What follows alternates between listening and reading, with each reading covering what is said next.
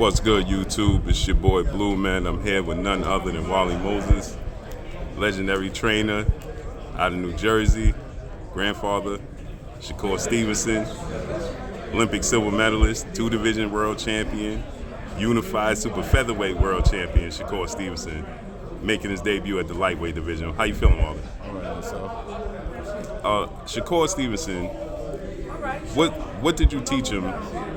His skill set, is bar none in the sport of boxing, right? One of the top skill sets in the sport of boxing, hit and not get hit. His defense, the percentage of his defense is the highest right now, with getting hit the less.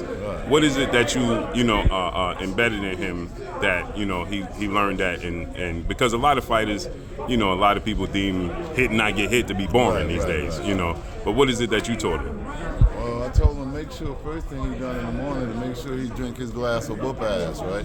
And then honestly, I really taught them the real basics of the game, our own little technique. You see our style. See, my other grandson just won big at the national, so as a bell, we got like 3 national champs in our gym right now, and 2 or 3 of them particularly gonna make the USA team. So that's what we're looking for. Show, and that should tell about everything that we do. And it's gonna just show that Shakur is just not the only one that's coming out of this here camp. He's the biggest star right now, and I'm not sure if everybody will surpass a lot of the things that he's done in the game. But he's been a big example to our kids, in our community, in our gym, and Newark and in Houston. So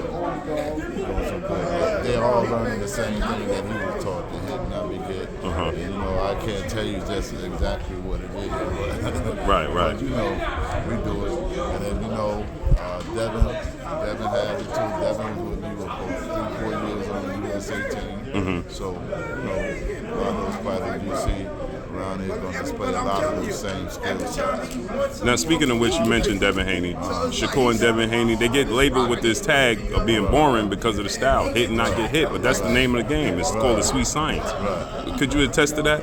Well, the hit and not get hit, we know that's what started with Olympic style boxing back in the Roman days. So Greco-Roman boxing was the first pugilistic sport, and boxing was derived from that. So when you look at it, it's been that way since the beginning of boxing. And we know that the guy that hits the other guy the most is generally the winner. So how it gets done, there's no rules of how it gets done other than illegal blows or whatnot. So when a fighter comes in there and plays all the skills of a great fighter and a great skill set, and I don't think a lot of people want to credit that because they so particularly looking at a lot of the things that great boxers don't do, like particularly just punching, you know what I'm saying, and not range generally. So, a lot of times, as like I said, with his maturization and his maturity inside and out of the ring, he's learning how to deal with a lot of that stuff and the anxieties he used to have when he was younger. Why they don't recognize, but now he's knowing to accept everything as it comes, and as he go ahead and keep doing what he's doing. He said all those little issues and things to take care of himself. For example, I was hearing him say, Shakur is a good fighter one day, Now I hear him say, Shakur is a great fighter, but he's even better than we thought. So, to this point, I still tell a lot of the guys and people out here, Shakur, we haven't seen the best of him yet. Now he's making his debut in one of the hottest divisions, if not the hottest division now that he's in it. I mean, it's the deepest, the hottest division in boxing, and we got 2 big fights other than his, But first off, his fight, he has coming up with another undefeated fighter. How is it you deal with that pressure style of a fighter? Well, we've been dealing with pressure all our life. Everybody always said Shakur, you can beat him by pressure and that kind of thing. But nobody haven't cracked the code yet.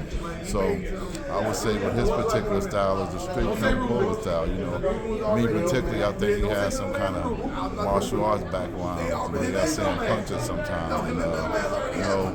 What they've done, I don't know what they've done to prepare themselves, but I know it's really hard to emulate in the training camp secure speed and accuracy and ring IQ. So I like our situation, particularly here you haven't boxed a lot of southpaws. So we're going to show him a few things and hopefully he hasn't seen. And this division got Shakur as a southpaw, Tank as a southpaw, Lomachenko as a southpaw. You know, typically you don't see that many southpaws, and especially campaigning in the same division with that skill set. You know, they all very, very skilled and very, very talented. You know, what is it about the southpaw stance that gives such an advantage to the southpaw fighter? Well, it's the angles. You know, everybody looking at seeing anybody come straight at them. So when you coming from those 45, 30, 60 degree angles, and even stepping around to a 120-degree angle, you know, it's hard for them to really do it because they don't see it all that way. So, you know, it's a lot harder for them to do it. Then when you have a guy that's like Shakur, who has fought some of the best southpaws in the world, you know, and when we was in the world, the only ones that Devin lost to was southpaws. But anyway, that's another story. Wow. But Shakur has handled the best southpaws in the world. You know, one kid, when we first were 13 years old, we were in Ukraine. We fought the Ukrainian champion was a southpaw. Okay. We fought the kid in Great Britain in another world championship, another southpaw, Muhammad Ali. So we dealt with some of the best. You know, he boxed with Lomachenko at an early age. We've been boxing Tank since we was 13, so you know we've seen some of the best southpaws in the world, not just the country. So I think it gives him an edge by boxing, particularly at an early age, and seeing all those different styles from Japan, which have a lot of southpaws, Cuba, you know, and all that. So I think it really doesn't bother us fighting southpaws, you know, because if we look at that, it's much easier because we see everything. Right. Now, speaking of which, you said y'all been boxing Tank. Tank said that he, how do those sparring sessions? Because I had a conversation with Tank, and he said that he cracked Shakur, he cracked Devin in sparring, you know, set the fight up, so on and so forth. Shakur had never been cracked. Now, I don't know what Tank done, but he cracked him. But, you know, when they were younger, I was there every time, so it never happened. And Shakur was boxing with Tank, very competitive at 13 years old. Tank was like almost 17, 14, so, you know, the skill set, and not much. Shakur, much bigger now, much smarter, much more experienced, much faster, so I like his chances. Calvin is my brother, but I like my chances to get to Now, these fights. I saw you went viral when you said that you helped teach Ryan Garcia his jab. No, I taught him that jab. His jab was flat, like I said, and I taught him his jab. How do you see that fight playing out with Tank and Ryan? Well, you know what? To be honest with you, I've watched Tank in the doghouse, as you say, you know, really grinding out, going to work. I've actually, in the amateur, you know, all due respect to Ryan, I've seen him in those type of fights where he had to really grind it out, going to big water, bang, bang, bang, bang, bang. You know? Right. I haven't seen that from him yet. So I like Tank on that kind, with that, you know, with respect to be a dog. I don't see that in Ryan. Not saying that he don't have it, but you know, I just never seen that. Do you think his height and his hand speed has given Tank a problem since Tank is much shorter? It can, because I've seen Tank box one person who was a little taller than gave him some problems and whatnot. And you know, one time we brought Tank from New Jersey to box Julian Rodriguez, and Julian beat him. So you know, Julian wasn't that much taller than him, but you know, so you know.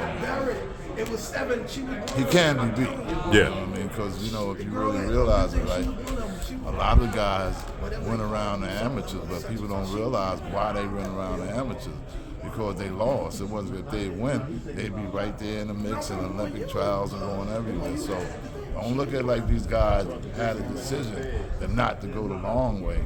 They made their choice when they lost to jump out and not to go try and go again. So you know, that's the way that goes. And if they were good enough, they'd have been in the same place with Devin. And the only reason Devin didn't make the USA team, he was too young. Okay. Devin was the youngest one on our team. Right. And Devin worked just as hard as anybody on the team. Right. You know what I'm saying? So, you know, when I think I spoke to somebody at one time and they asked me, but I said I give Devin the edge over all those guys and stuff at school. Because Devin did have the opportunity to get that international experience on our. Devin been with me to 2 world international international world championship, so, and he done well, so he got a lot of that international experience. So I give Devin the edge. Now, how you feel about Devin versus Lomachenko? And I think I give Devin the edge as well too, because Devin is a lot bigger. You know what I mean? A lot bigger, a lot stronger. Now, you know, a lot of the Russians, Cubans don't like body punches, you know. And so, you know, I look at it, Devin can hit him in the body, so it should be an easy fight for him. I know at 17, Shakur was able to touch him up in the body pretty good, but he didn't like that. Oh, okay.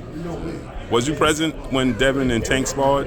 Devin and Tank, no, I seen it on film. But how do you think that fight would play out?